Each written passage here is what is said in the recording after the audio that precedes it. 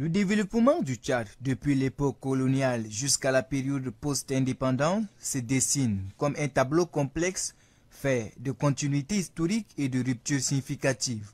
Ce parcours, marqué par des avancées et des reculs, révèle les dynamiques socio-économiques et politiques qui ont façonné le destin de ce pays. Sous la domination coloniale française, le Tchad voit ses ressources naturelles exploitées de manière systématique. Les autorités coloniales, en quête de maximisation des profits, orientent l'économie tchadienne vers une monoculture de rente principalement axée sur le coton. Des techniques agricoles modernes sont introduites pour accroître la productivité, mais cette transformation reste superficielle et limitée.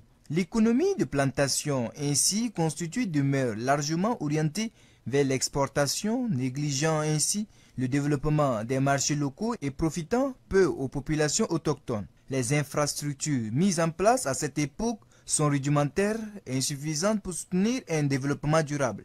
Les routes et les installations de communication sont développées de manière fragmentaire, souvent pour servir des intérêts coloniaux plutôt que des habitants. Les services publics, notamment l'éducation et la santé, sont rares et principalement réservés à une minorité privilégiée, exacerbant ainsi les inégalités sociales. L'indépendance acquise en 1960 ouvre une nouvelle ère pour le Tchad, mais les défis sont nombreux et complexes.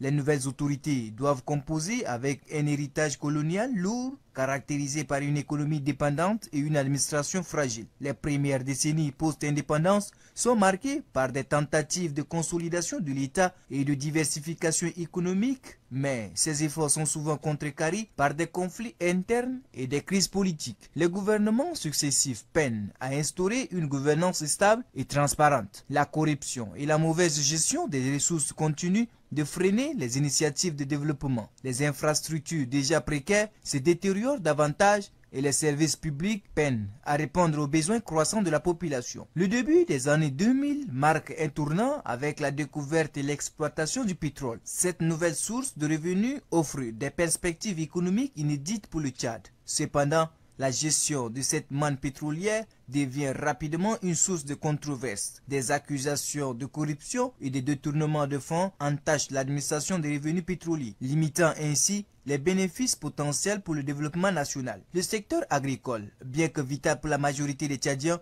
reste négligé. Il souffre d'un manque d'investissement et de modernisation, perpétuant une agriculture de subsistance peu productive. Les disparités régionales s'accentuent avec des zones urbaines bénéficiant plus des investissements en infrastructures et des services publics, tandis que des zones rurales stagnent dans la pauvreté extrême. Le développement du Tchad, de l'époque coloniale à nos jours, est une histoire marquée par des continuités structurelles et des ruptures historiques. Les défis restent nombreux, mais les opportunités pour un avenir meilleur existent, nécessitant une volonté politique forte et une gestion éclairée des ressources disponibles.